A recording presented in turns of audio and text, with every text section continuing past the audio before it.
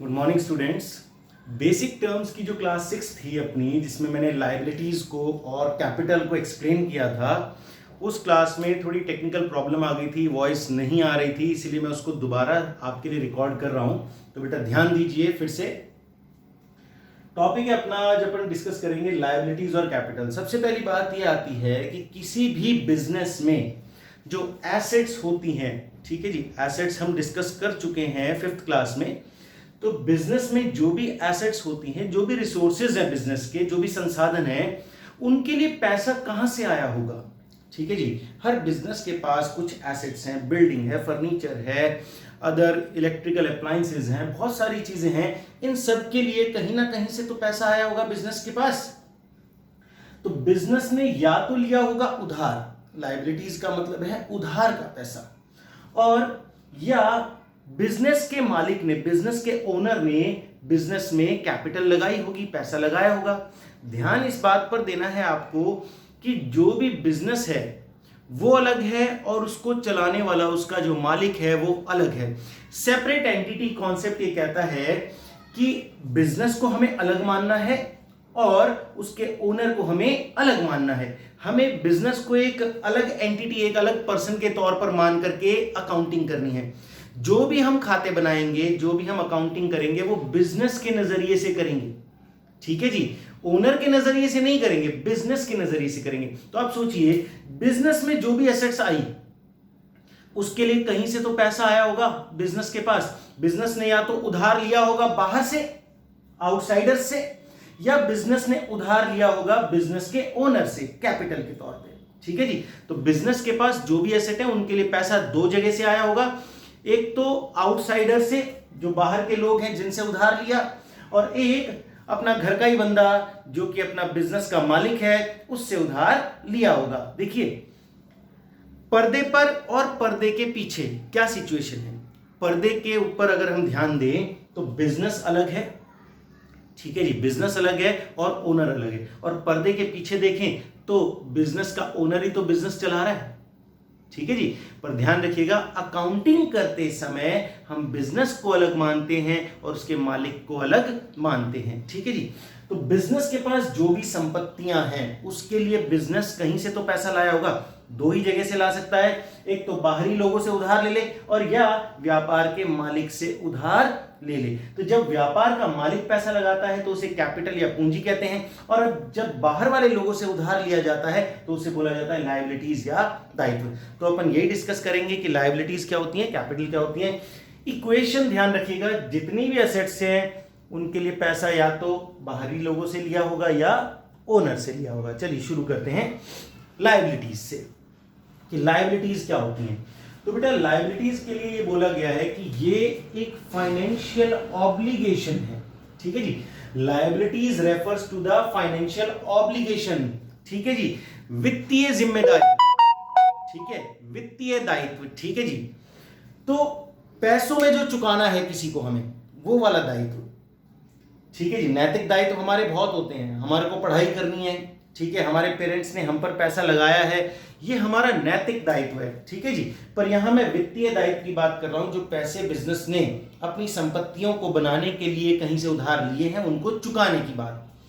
तो liabilities refers to the financial obligation of an enterprise. Enterprise का मतलब business, business organisation. Sole proprietor अकेला businessman का भी हो सकता है, पार्टनरशिप फर्म भी हो सकती है, कंपनी भी हो सकती है। किसी भी बिजनेस की जो वित्तीय दायित्व है, फाइनेंशियल ऑब्लिगेशन, ठीक है जी, उन्हें हम कहते हैं liabilities other than owners fund. देखिए जी, ओनर्स फंड, ओनर मतलब मालिक ने भी पैसा लगाया है बिजनेस में, मालिक के द्वारा दिए गए पैसे के अलावा जो भी पैसा बिजनेस में आया है वो कहलाएगा दायित्व, लायबिलिटी। ठीक है जी, क्योंकि मालिक ने अगर पैसा नहीं दिया तो कहीं और से उधार ही लिया होगा, तो उसे बोलेंगे अपन लायबिलिटीज। ठीक है जी, तो ध्यान दीजिएगा फिर से, liabilities refers to the financial obligation of an enterprise other than owners fund. Capital या ओनर्स फंड के अलावा जो भी हमारी लायबिलिटीज हैं वो फाइनेंशियल ऑब्लिगेशन, वो सब लायबिलिटीज कहलाएंगी। चलिए आगे की बात करते हैं कि लायबिलिटीज कितने तरह की हैं। देखिए, लायबिलिटीज को अगर हम टाइम पीरियड के बेसिस पर बांटे तो लायबिलिटीज दो तरह की होंगी। अभी ध्यान रखिएगा, मैं टाइम पीरियड के बेसिस पर बांट रहा हूं, on the basis of time period.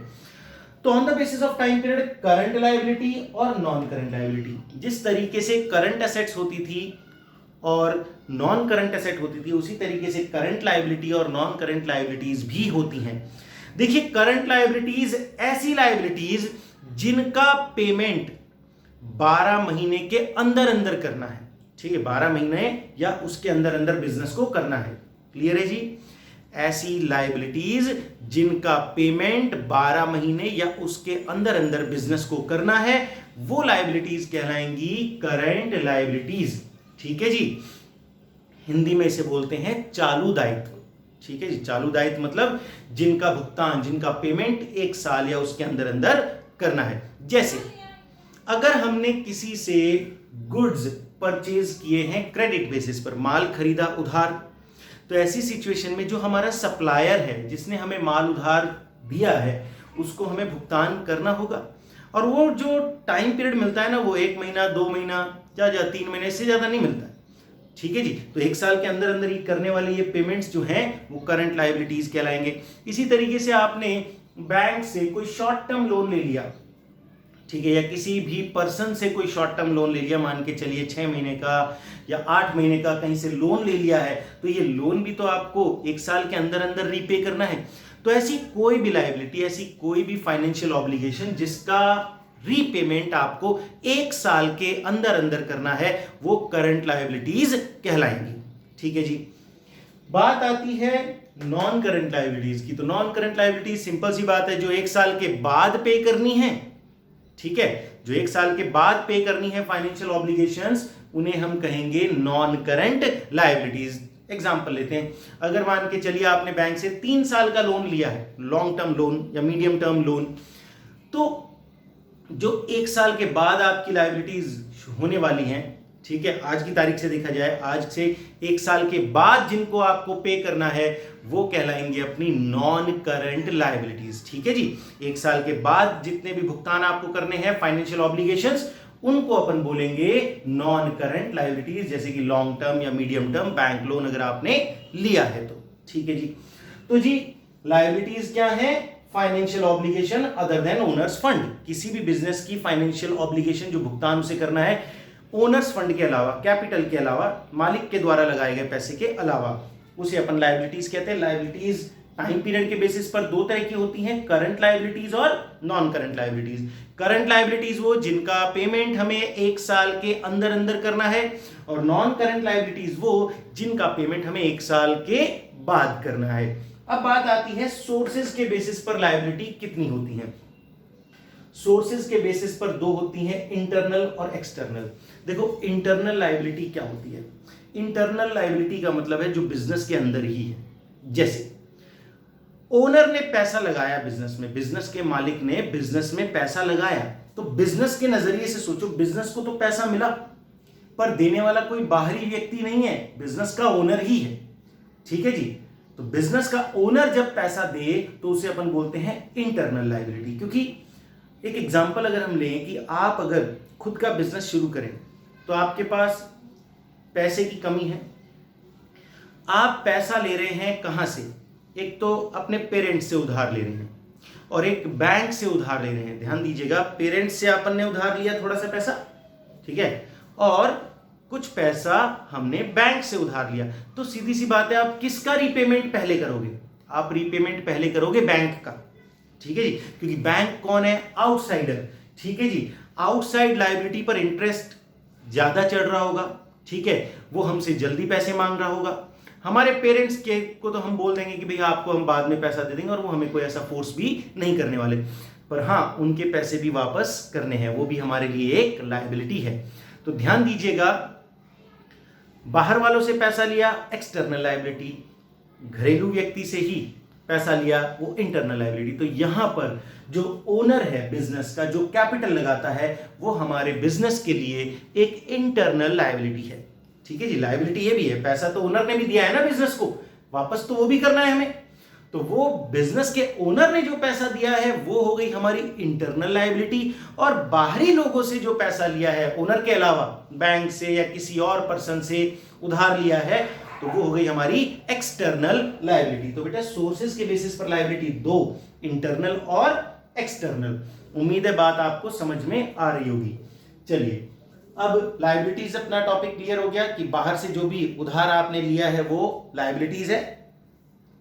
Capital की चर्चा करते हैं। कैपिटल मैं बता दूं एक तरह की इंटरनल लायबिलिटी है, ठीक है, ध्यान रखिएगा। कैपिटल को अपन सेपरेटली डिस्कस कर रहे हैं, बट कैपिटल एक तरह की लायबिलिटी है बिजनेस के लिए, इंटरनल लायबिलिटी। चलिए तो ध्यान दीजिए, बाहर के लोगों से जो पैसा मिलता है उसके अलावा बिजनेसमैन भी बिजनेस में पैसा लगाता है, पूंजी लगाता है शुरू करने के लिए। सबसे पहले तो उसको खुद को ही पैसा लगाना पड़ेगा, कुछ तो उसकी जेब में होगा, कुछ तो उसने बचाया होगा अपनी जिंदगी में जिसको वो अपने बिजनेस में इन्वेस्ट कर सकता है। ठीक है जी, तो ध्यान दीजिए, अगर मान के चलिए कि मैंने 10 साल काम किया, 10 साल काम करने के बाद, नौकरी करने के बाद मैं अपना खुद का बिजनेस सेटअप करना चाहता हूं जिसके लिए मुझे 40 लाख रुपए की जरूरत है। इस 40 लाख रुपए के लिए मान के चलिए कि 50% अमाउंट 20 लाख रुपए मेरे पास सेव किया हुआ है, बचत कर रखी थी मैंने पिछले 10 साल में। तो 20 लाख रुपए तो मेरे खुद के हैं, ठीक है जी, मेरी कैपिटल हो गई, और 20 लाख रुपए मैं बैंक से उधार ले लूंगा।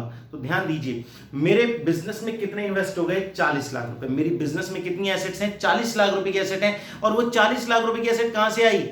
20 लाख रुपए तो बाहर से उधार लिया जो कि लायबिलिटी है, और 20 लाख रुपए मैंने खुद लगाए जिसे अपन बोलेंगे कैपिटल। उम्मीद है बात समझ में आई होगी। तो चलिए अब डिस्कस करते हैं।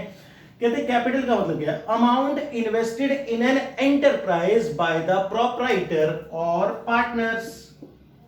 देखिए, अमाउंट इन्वेस्टेड, निवेश किया है आपने, विनियोग किया है अपने बिजनेस में, अमाउंट इन्वेस्ट किया है अपने बिजनेस में, ठीक है, किसने? Soul proprietor. अकेला बिजनेसमैन होता है, जो अकेले ही बिजनेसमैन कहता है उसे बोलते हैं अपन प्रोप्राइटर, सोल प्रोप्राइटर, ठीक है। अगर वो बिजनेस में पैसा इन्वेस्ट करता है तो वो उसकी कैपिटल है। अगर प्रोप्राइटर ना होकर के बहुत सारे लोग मिलकर के पार्टनरशिप में बिजनेस कर रहे हैं, तो जो सभी पार्टनर्स हैं वो जो पैसा लगा रहे हैं अपने बिजनेस में, वो भी कैपिटल कहलाएगी। तो चाहे अकेला बिजनेसमैन पैसा लगाए या सभी पार्टनर्स मिलकर पैसा लगाएं, वो कैपिटल ही कहलाएगी। मालिक जो पैसा लगाएंगे बिजनेस में, ओनर्स जो पैसा लगाएंगे अपने बिजनेस में, उस पैसे को कहा जाएगा कैपिटल। ठीक है जी, तो बात आपको समझ में आ गई होगी कि जितनी भी एसेट्स बनती हैं वो लायबिलिटीज और कैपिटल से आए हुए पैसे से ही बनती हैं। लायबिलिटीज बाहर से लिया हुआ उधार, कैपिटल मालिक का, बिजनेस के मालिक ने जो बिजनेस में पैसा लगाया। अच्छा जी, जरूरी नहीं है कि जो ओनर है, जो मालिक है बिजनेस के, वो कैश ही इन्वेस्ट करें बिजनेस में, वो किसी दूसरे तरीके से भी पैसा इन्वेस्ट कर सकते हैं। मान के चलिए कि बिजनेस में फर्नीचर की जरूरत है और एक बिजनेसमैन है जिसके घर पर फर्नीचर यूं ही रखा हुआ है, उसके किसी काम नहीं आ रहा, ठीक है जी, तो उसका खुद का फर्नीचर है, वो अपने घर का फर्नीचर जो है बिजनेस में लेकर के आ सकता है। तो क्या होगा? बिजनेस की वैल्यू, बिजनेस में फर्नीचर की वैल्यू का पता किया जाएगा। फर्नीचर कितने का जी? 20,000 का फर्नीचर है।